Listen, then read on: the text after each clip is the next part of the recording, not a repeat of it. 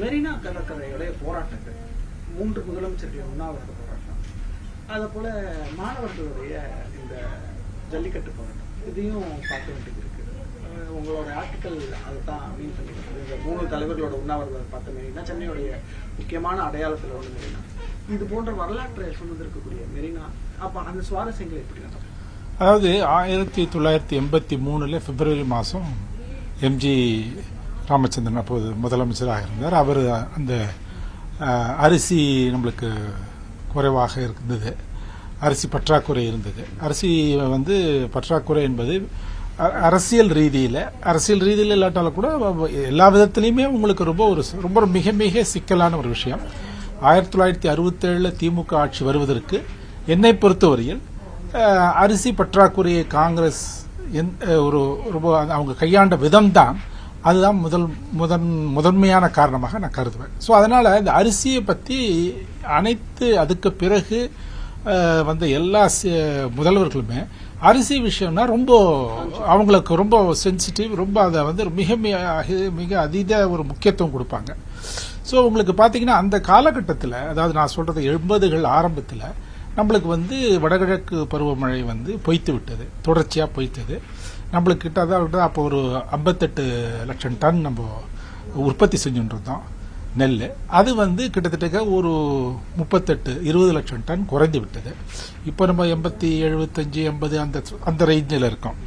அதனால அப்போ நம்மளுக்கு எப்படி அப்போ அதோடு இல்லாமல் அந்த காலகட்டத்தில் பெருவாரியான மக்கள் இப்போவும் இருக்காங்க. உங்களுக்கு பொது விநியோக திட்டத்தில் தான் அது மூலமாக தான் அரிசியுடைய தேவைகளை பூர்த்தி செய்கின்ற உள்ள ஒரு குடும்பங்கள் இன்னும் லட்சக்கணக்கில் இருக்கின்றன.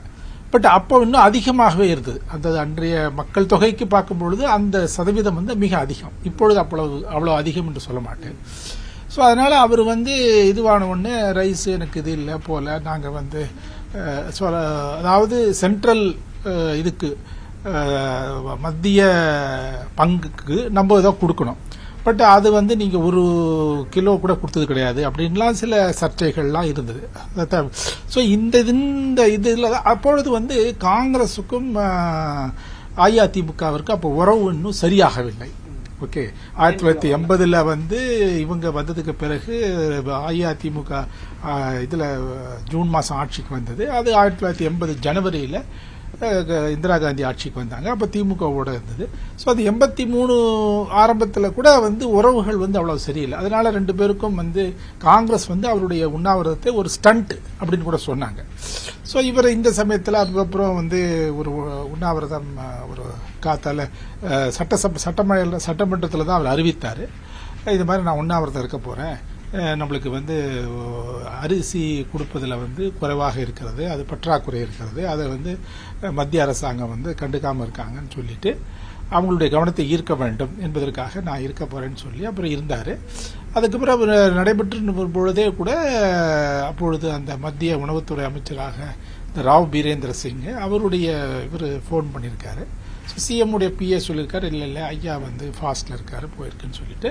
அதுக்கு பிறகு சரி நீங்கள் எல்லாத்தையும் முடிச்சுட்டு வாங்கன்னு சொல்லி அதுக்கு பிறகு ஒரு 5-6 நாட்கள் கழித்து, ஒரு வாரம் கழித்து அவர் போய் பார்த்து சிஎம் பிரைம் மினிஸ்டரையும் பார்த்தாரு. ஓகே, ஆனால் அதை தவிர நாங்கள் திருப்தியாக இருந்தது என்று சொன்னார். அதாவது பேச்சுவார்த்தைகள் தவிர மற்றபடி எதையும் பேசலை. அப்போ எம்ஜிஆர் ஏனென்றால் இந்திரா காந்தியோட உறவு அப்பொழுதும் இதுவாக தான் இருந்தது, கொஞ்சம் இன்னும் எளிதாகவில்லை. ஸோ இது அந்த ஒரு வாரத்திற்கு அந்த நிகழ்வு பேசப்பட்டதாக இருந்தது. ஆனால் அது என்னன்னா, அந்த அரிசி பற்றாக்குறையை எந்த முதலமைச்சரும் ஒரு இதுவாக ஒன்றும் சாதாரணமாக எடுத்துக்கொள்ளக்கூடாது அப்படிங்கிறத உணர்த்துகின்ற வகையில் அவருடைய இந்த உண்ணாவிரதம் அமைந்தது. இன்றைய வரையில் எல்லா முதல்வர்களுமே இந்த உணவு அரிசி பற்றாக்குறை வந்துடக்கூடாது, அதில் இந்த ரேஷன் டிபார்ட்மெண்ட், ஃபுட் சிவில் சப்ளைஸ்க்கு அவங்க அதிகாரிகளை அதை யாரை தேர்ந்தெடுத்து அதுக்கு இது பண்ணுறாங்களோ, இல்லைன்னா அது பற்றியான இதுவும் மானிட்டர் பண்ணுறதும் அவங்க சரியாக தான் பண்ணின்னு வராங்க. இது ஒன்று. இரண்டாவது 1993 ஜூலை மாதம் ஜெயலலிதா அவர்கள் காவேரிக்காக 4 நாட்கள், அதாவது அவங்க இன்டெஃபினிட், அதாவது என்ன சொல்வீங்க, காலவரையற்ற உண்ணாவிரதம் என்றுதான் அவர்கள் அறிவித்து இது பண்ணாங்க. அதற்கு பிறகு பலவிதமான அதில் வந்து அதிர்வுகள் வந்தது. அதுக்கு பிறகு ஏன்னா சிஎம்ஏ வந்து ஃபாஸ்ட் செய்கிறாங்கங்கிறது யாரும் புரிஞ்சுக்க முடியல முதல்ல. அதுக்கப்புறம் காவேரியில் தண்ணி வரல போல. அப்பொழுது வந்து சென்னைக்கும் வந்து பற்றாக்குறை இருந்துச்சு. ஸோ பொதுஜனங்கள்லாம் வந்து என்ன நினச்சிக்கிட்டாங்கன்னா, சென்னையில் இருக்கிற மக்கள்லாம் வந்து அம்மா வந்து தங்களுடைய நீர் பிரச்சனைக்காக தான் கூட உண்ணாவிரதம் இருக்காங்க போகிறாங்கன்னா அந்த மாதிரி கூட ஒரு அதுக்கு அப்படிப்பட்ட ஒரு பேரும் கிடைத்தது. ஓகே, அதுக்கப்புறம் வந்து பிரைம் மினிஸ்டர், அப்புறம் கவர்னர் இவங்க எல்லாரும் வந்து கான்டாக்ட் பண்ணி அவங்களோட பேசி நீங்கள் வந்து உண்ணாவிரத்தை கைவிட்டுருங்கன்னு சொல்லி, அதுக்கு பிறகு ஒரு வந்து தென் கடைசியில் விசி சுக்லான்னு அவர் தான் நீர்வளத்துறை அமைச்சர். அதோட மட்டும் இல்லாமல் நரசிம்மராவுக்கு ரொம்ப ஒரு நம்பிக்கையான ஒரு அமைச்சராகவும் இருந்தார். அவர் காவேரி பெங்களூருக்கும் போயிட்டு பெங்களூருக்கு போய் அங்கே டிஸ்கஷன் முடிச்சுட்டு அப்புறம் நேரடியாக மிட் நைட்டு ராத்திரி தான் வந்தார். இங்கே இவங்களோட வந்து ரெண்டு சுற்று பேச்சுவார்த்தைகள் நடத்தினார். அப்பொழுது என்ன சொன்னாங்கன்னா, அப்பொழுது வந்து இந்த காவேரி நடுவர் மன்றத்தினுடைய அதாவது இடைக்கால தீர்ப்பு தான் இருந்தது. 1991 ஜூன் 25 அன்னைக்கு இடைக்கால தீர்ப்பு இருந்தது. இந்த இடைக்கால தீர்ப்பை வந்து நடைமுறைப்படுத்துவதற்கு ஒரு திட்டம் இருக்க வேண்டும். ஒரு திட்டம் இருக்கணும்னா திட்டம்படி அது யாரெல்லாம் அது அந்த நடைமுறைப்படுத்துவதற்கான ஒரு அமைப்பு இருக்க வேண்டும். அந்த இது இல்லை. ஸோ அவங்க அதை வந்து ஜெயலலிதா சொன்னாங்க. அதுக்கப்புறம் நான் கமிட்டிலாம் வைக்கிறோம் போகிறோம், அதை பற்றி கவலைப்படாதீங்கன்னு ஒரு அவங்களுக்கு இது கொடுத்து உறுதிமொழி கொடுத்து, அந்த உறுதிமொழிக்கு பிறகு அவங்க வந்து அந்த உண்ணாவிரதத்தை விலக்கிக் கொண்டார்கள். ஆனால் வந்து அந்த திட்டம் வந்து கடைசியில் 1998 ஆகஸ்ட் தான் வந்து கடைசியில் வந்தது. 93 ஜூலை 98 ஆகஸ்ட்ல தான் வந்தது. அது கூட சுப்ரீம் கோர்ட்டுக்கிட்ட போய் சுப்ரீம் கோர்ட் கேட்டு என்னங்க பண்றீங்க என்ன அப்படின்னு சொல்லி சுப்ரீம் கோர்ட் கிட்ட இவங்க ஒரு இது கொடுத்தாங்க, உறுதிமொழி கொடுத்தாங்க, அண்டர்டேக்கிங் கொடுத்தாங்க, நாங்கள் செஞ்சு முடிச்சிடறோம் அப்படின்னு சொல்லி. அதுக்கப்புறம் வந்து வாஜ்பாய் அவர்கள் அனைத்து இந்த காவேரி படுகை மாநில அனைத்து முதல்வர்களையும் கூட்டி 2 நாட்கள் ஒரு கூட்டம் நடத்தி அவர் வந்து நடத்தி பண்ணி அதுக்கப்புறம் தான் அது வந்தது. அதனால வந்து பட் ஆனால் உங்களுக்கு என்னன்னா சிஎம் மாதிரி இது பண்ணும் பொழுது அந்த பிரச்சனையினுடைய ஒரு முக்கியத்துவம் வந்து ஒரு அதிக அளவில் அது பேசப்படுகிறது. அதிக அளவில் அதுக்கு ஒரு இது ஒரு பிரதானம் கிடைக்குது. அதனால அது இருக்கு. மூன்றாவது வந்து 2009, அதுவும் ஏப்ரல் மாதம் காலகட்டம். உங்களுக்கு நல்லா தெரியும், ஏப்ரல்னா நல்லா வெயில் அடிக்கும், ஆமாம். அது வேற ஏப்ரல் 2000 உங்களுக்கு வந்து மே 13 வந்து மே 13 நினைக்கிறேன். அப்போ வந்து அங்கே வாக்குப்பதிவு நடைபெற இருந்தது, நாடாளுமன்ற தேர்தல். அது வந்து UPA 1. ஓகே, அதில் வந்து திமுக இருந்துச்சு, காங்கிரஸ் தலைமையில் இருந்தது. அப்பொழுது வந்து அந்த UPA ஜெயிக்குமா ஜெயிக்காதா அப்படின்லாம் ரொம்ப ஒரு இது இருந்துச்சு. ஏன்னா வந்து தமிழ்நாட்டை பொறுத்தவரையில் CPI, CPM, பாமக 3 கட்சிகளுமே இங்கே வந்துட்டாங்க. அஇஅதிமுக வந்துட்டாங்க, மதிமுகவும் வந்து விட்டது. ஸோ அப்படிப்பட்ட ஒரு சூழல். அதனால அப்போ வந்து பொதுவாக என்ன பேசப்பட்டது, ஜெயலலிதா வந்து ஜெயிச்சிட போறாங்க, வந்துட போறாங்க அப்படின்னா ஒரு பேசப்பட்ட ஒரு காலகட்டம் அது. அப்படி பல பேர் கூட எதிர்பார்த்தார்கள். ஆனால் வந்து அந்த சமயத்தில் இது வந்து இங்கே நீங்கள் இலங்கையில் வந்து உங்களுக்கு அந்த உள்நாட்டு போர் அது வந்து ஒரு உக்ரம் அடைந்து மிகவும் வேகமாக போய்கொண்டிருந்தது. அப்பொழுது வந்து அந்த நீங்கள் வந்து நோ ஃபயர் ஜோன் சொல்லுவாங்க. அதாவது எந்த வெடிகுண்டும் போடக்கூடாத மண்டலம், அங்கெல்லாமும் போடுறாங்க, ஹாஸ்பிட்டலில் போடுறாங்க, சில்ட்ரன் மீது போடுறாங்க, குழந்தைகள் மீது போடுறாங்கலாம் சொல்லப்பட்டு ஒரு பெரிய குற்றச்சாட்டுலாம் இருந்த காலகட்டம். ரொம்ப ஒரு பதற்றமான காலகட்டம், மிக சோகமான காலகட்டம். அந்த சமயத்தில் வந்து ஏன்னா இவர் வந்து அப்பொழுது திமுக முதல்வராக இருந்த கலைஞருக்கு வந்து அப்பொழுது வந்து அவருக்கு கடுமையான ஒரு விமர்சனம், தாக்கம் இதெல்லாம் இருந்தது, கண்டனம்லாம் அவர் மீது செலுத்தப்பட்டது குறிப்பாக. ஸோ அதனால வந்து அது இதெல்லாம் மனதில் வைத்துக்கொண்டு அவர் வந்து இந்த மாதிரி நான் உண்ணாவிரதம் இருக்கிறேன்னு சொன்னார்.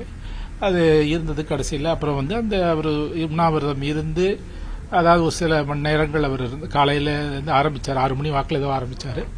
அதுக்கப்புறம் 12:30க்கு வந்து அவருக்கு சிதம்பரத்துக்கு கிட்ட சொன்னாங்க. ராஜபக்ஷ அறிவித்தார், இந்த மாதிரி நான் வந்து ஷெல்லிங்லாம் நிறுத்திட போகிறேன் அப்படின்னு சொல்லி. ஸோ குண்டு போடுறது இது பண்ணுறது அதெல்லாம் வந்து நாங்கள் வந்து தற்காலிகமாக நிறுத்திக் கொள்கின்றோம் அப்படின்ற மாதிரி ஒரு அறிவிப்பு வந்தது. அந்த அறிவிப்பு வந்த பிறகு அவருடைய உண்ணா நோன்பும் முடிவுக்கு வந்தது. அதற்கு பிறகு இன்னும் ஒரு 15 நாள் அந்த உள்நாட்டு போர் முடிஞ்சு மே 17, 17, 19 என்ன நிகழ்வுகள் நடந்தது என்னன்னு எல்லாருக்கும் தெரியும். அது ஒரு ஸோ அதனால அகைன் இதுல இப்போ அவருக்கு பலவிதமான அந்த பார்வைகள் அந்த இதை பற்றி உண்ணாவிரதத்தை பற்றி இருந்தது. பட் உங்களுக்கு அவருடைய வாழ்க்கையிலும் சரி, இந்த நீங்க உள்நாட்டு போர், இலங்கை உள்நாட்டு போரை பற்றி நீங்க இது பண்ணாலும் சரி, அது ஒரு முக்கியமான நிகழ்வு. அதை நாம் கடந்துவிட முடியாது. இந்த 2017 ஜனவரி நீங்கள் மாணவர்கள் சொன்னீங்க, ஆனால் இளைஞர்கள் என்று நான் சொல்வேன். அதில் பார்த்தீங்கன்னா அதில் ஒரு தன்னெழுச்சியாக அது ஏற்பட்ட, அதாவது அந்த போராட்டம் ஜல்லிக்கட்டு போராட்டம் யாரும் பின்னிருந்து தூண்டி விட்டார்கள், இல்லாட்டா அரசியல் கட்சிகளோ அப்படி இப்படி நம்ம சொல்ல முடியாது.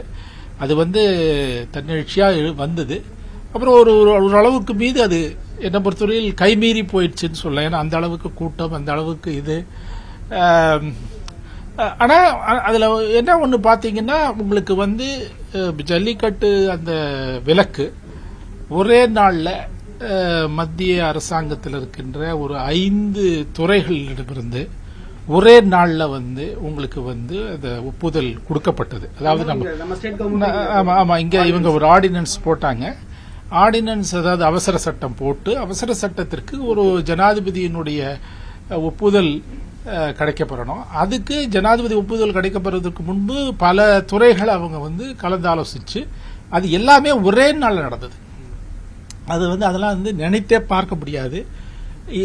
இனிமே அது நடக்கவும் நடக்காதுன்னு நினைக்கிறேன். இதுக்கு முன்னாலே நடந்தது கிடையாது. ஏன்னா நம்ம அரசாங்கம் எவ்வாறு செயல்படும், அரசு நிர்வாகம் எவ்வாறு செயல்படும் என்பது எல்லாருக்குமே தெரியும். அதனால அது ஒரே நாள்ல அது நடந்தது. அதுக்கு அந்த இளைஞர்கள், மாணவர்கள்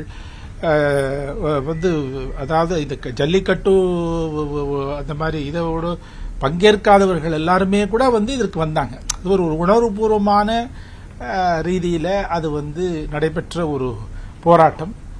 அந்த போராட்டத்தை ஆக்சுவலி அது பாத்தீங்கன்னா அது ஒரு வெற்றிகரமான போராட்டம் என்று நான் சொல்லுவேன். ஏன்னா இதுவாச்சு. ஆனா அந்த போராட்டம் முடிந்த விதம் பாத்தீங்கன்னா கொஞ்சம் போலீஸ் இதெல்லாம் இருந்துச்சு, ஆக்ஷன்லாம் இருந்தது.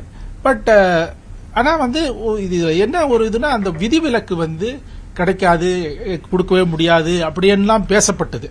அது கடைசியில் அது உங்களுக்கு கொடுக்கப்பட்டது. அது மட்டுமல்ல, அதுக்கு பிறகு நீங்க உச்சநீதிமன்றத்திலையும் அந்த சட்டம் நீக்காதுன்னு சொன்னாங்க. பட் அது செல்லுபடியாகும் என்று சொல்லிவிட்டார்கள்.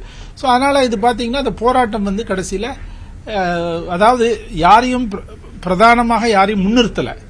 ஆனா முன்னிறுத்தப்பட்டது காளை, நிஜமான காளைகள் சொல்லலாம். ஓகே, காளை வீரர்கள் கூட காளை தான். அதனால அந்த காளை வெற்றி பெற்றது. அது என்னை பொறுத்தவரையிலையும் இந்த 3 உண்ணாவிரதங்களை விட ஜல்லிக்கட்டு போராட்டம் மிகவும் ஒரு தாக்கத்தை ஏற்படுத்திய, பாதிப்பை ஏற்படுத்தியது என்று சொல்லலாம். அது ஏனென்றால் அது இளைஞர்கள் என்ன சொல்றது, ஆயிரக்கணக்கில் லட்சக்கணக்கில் அளவுக்கு வந்தாங்க. ஆமா வந்தாங்க. அவங்க யாரும் அவங்களுக்கு அதுல தனிப்பட்ட ரீதியில பலனுக்காக வரவில்லை. தமிழ் கலாச்சாரம், பண்பாடு, அந்த ஒரு உணர்வுல அந்த இது அப்படி வந்தாங்க. அதெல்லாம் நம்மளுடைய வாழ்நாள்ல இந்த மாதிரியான நிகழ்வுகள் 1-2 தான் நடக்கும். அது 2017 நடந்தது.